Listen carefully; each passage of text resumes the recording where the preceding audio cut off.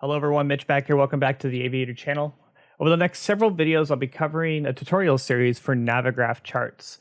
And today in this first video, I'll just be covering an overview of the program, giving you a brief explanation on what it has to offer for you as the user. And over the next several videos, we'll cover several different things from understanding SIDS and stars, reading the plates, understanding MEAs, MOCAs, etc., etc. These are real life terms that we use every single day in real life operations. And I think I can bring an aspect of my real life aviation knowledge of operating aircraft in real life and bringing it to you one step closer into the simulator here and utilizing these charts. So I have to say that you have to take this with a grain of salt over the next several videos, as there might be a lot of information thrown around, and I'll try my best to keep these videos as slow as possible. But at the same time, I don't want these to be 45-minute to maybe an hour-long videos. I want this to be where you can just find specific sections, understand the sections, and I'll break them down in the time bar on YouTube here. So you're able to sit there and understand certain sections of these plates and understand the actual product that I'm showing you today. Now, I will say, and I will vouch for this, there are two set of chart products that you can use for your flight simulation experience that are paid quality, one done by Aerosoft and the other one done by Navigraph here. And I say a vast majority of users, as per Navigraph's survey, do use Navigraph charts. So if you're somebody that's new to the flight simulation community and are looking for a nice, easy step in being able to understand the knowledge and the overall, I guess, aspect of what everyone uses in flight simulation, this will help you out a little bit more, especially when you have interactions with other flight simmers. So there is several ways that you can actually use Navigraph charts. And as you stare at the screen here, you're seeing the first one, which is there's a desktop program that you can go download off of Navigraph charts. And there's also an iPad iOS download that you can get for your, as I said, your iPad as well as your iPhone. There's also a web version. And we'll take a look at several of these over the next few videos. But today we're going to focus on the desktop version itself. And let's pop right into this and log in. So the first things first, of course, you have to have an account. So I'm just going to log into my account and we'll move right on into that. So the first time you open Navigraph charts, it might look a little bit different than mine because I've been actively using mine. But today I've pulled up a generalized route that you can kind of see and have a great overview on what it's going to look like the first time you actually load it in. You might not have a route on your screen, but we're going to cover, like I said, over the next few videos on how to get a route into here, how to understand what the route's telling you, understanding specific things that are being displayed right in front of you. But we're just going over the overview of the whole program itself today. So in the top left corner, you have the search function, which you can search, as you can see, different type of airport codes.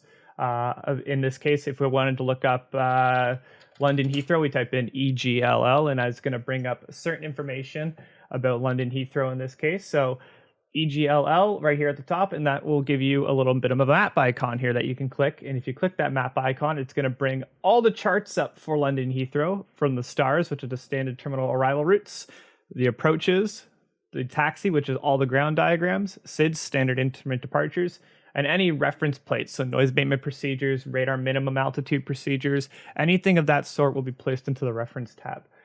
And if you want to mark Heathrow as one of your favorite airports, you can add it to the little star there. And if you want to find some airport information, you can just click the little information icon. It's going to take you over to the airport on the map page here, put a little bit of a icon there, show you where it is, and then give you some generalized information just here on the right-hand side that you can go over and take a quick look and see all the comm frequencies, all the runway assignments, and also, just like I said, general information about the airport. Going back, you can also search up certain waypoints. So in this case, I want to search up the, what's a good waypoint that I can think of off the top of my head? HUH, which is the Whatcom VOR.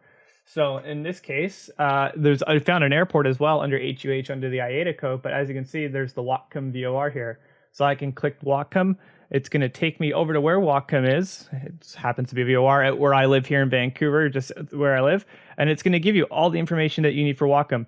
It's identification, when you were to listen up the Morse code for it, what's the purpose of the VOR, and once again, any other associated information that you might need. Once again, this is just a kind of an overview of the information that is displayed here. So there's a lot of functionality. As you can see, it brings up waypoints, it brings up airways, all this stuff. And even you can draw the holds, published holds that are at each VOR in this case too, which is really cool. But we're just going to move on from that because I don't want to focus too much on that because we'll be focusing on that in a later video. Moving on, once again, your favorites tab. I don't say my favorites because I don't like to favoritize airports because it's 2021. Hopefully that joke doesn't go over too many people's heads there. And then your flights. This is going to probably be one of the most important tabs you use in Navigraph charts, is because you're going to import a majority of your flights here. You're going to create a majority of your flights. I can tell you about 95% of the flights that I do associated with Navigraph charts, I'm importing from my SimBrief account. So as you can see, if I was to go flights, new flight, there's manual input from a file, so you can download a file, or from SimBrief. Now I usually click from SimBrief, and then it's going to pull the latest OFP. So once you've generated your OFP off of SimBrief, it's automatically going to detect that, and you can import it directly in here. Once again, in a later video, we are going to cover the full functionality on making a flight on SimBrief and incorporating it with Navigraph charts, so don't sweat too much if this doesn't make sense yet. Moving along the top, you have the general information. So once again, I have an imported route here today.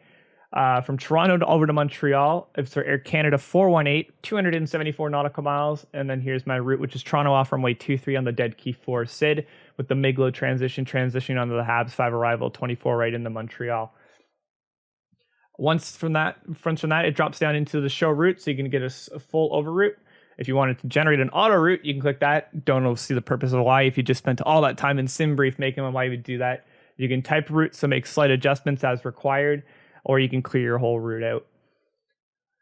Then this is the cool function that you guys are going to see, and we're going to talk about once again in the next video, which is the SIDs and stars associated with the airport itself and the runway assignments. You can actually see it here on the main map. So if you're ever struggling on figuring out what SID or star that you need to get assigned to the specific flight that you're doing in this case, this could be a good idea to get the ball rolling before ATC potentially clears you. If you use an online network like VATSIM, clears you to a different SID. So you can kind of prepare a couple SIDs and expect which one that you can get.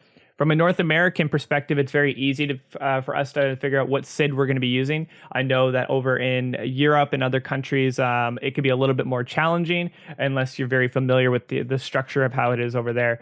So once again, we'll be covering that in a later video on the differences between North America operations, and even break it down even more to like Canada to the United States, and then over in Europe, how they do it in different countries over there too. So skipping ahead here, we're going to click runways. So it's going to pull the SID that we're using today, which is the Dead Key 4 departure, and we want to go off runway 23. So in this case, we select that.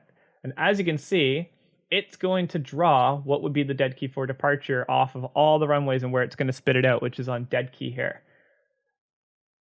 If we were to click the departures off of Toronto here, and as you can see, Dead Key 4 to Miglo, we're going to transition that. Actually, it actually got rid of it there, but we could do Dead Key 4 to Miglo, click it again, there we go.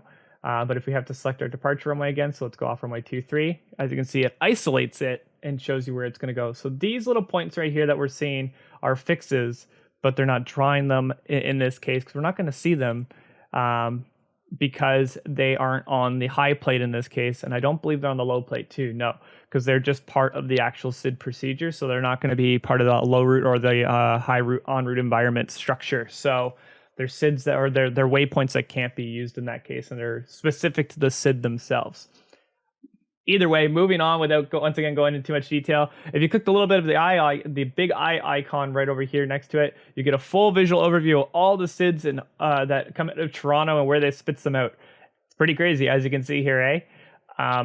It can be a little bit interesting trying to dissect all of this, and I understand that it's probably a bit of a mouthful here, looking at this going, what is this spider web of confusionness in front of me? I promise it will make a lot more sense, once again, in coming videos. I'm going to have to keep saying that this whole video here. The same stuff applies for the arrivals into the arrival airport. So as you can see, we can see the arrivals as well as the approaches in this case, and once again, there you go. Alternate airports, if you have an alternate airport setup. So this one, it pulls off of Ottawa. You can pull up your Ottawa alternate airport, and you can pull up the information for that as required. So if you're flying along, you're like, oh man, we're not going to make it into Montreal today. You just click alternate airports. You click Ottawa in this case. Once again, you click the little map icon, and it brings all your charts up here on the left-hand side. It's a great tool. I absolutely love it. I cannot vouch for it enough. Now moving on to the last few sections here before we move into the next video. On the right side here, we have high en route, low en route, and world map. So world map is just kind of like a big open street map here. Low will be low root. So in this case, North America, 18,000 and below, or 17,999 feet and below in that environment. And then in the high root environment here is flight level 180 and above, up to flight level 600.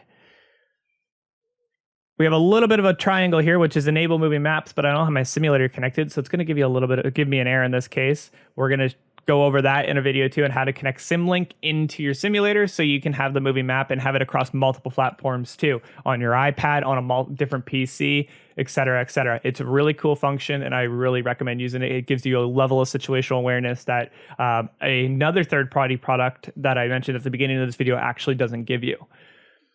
Then you have your day-night mode.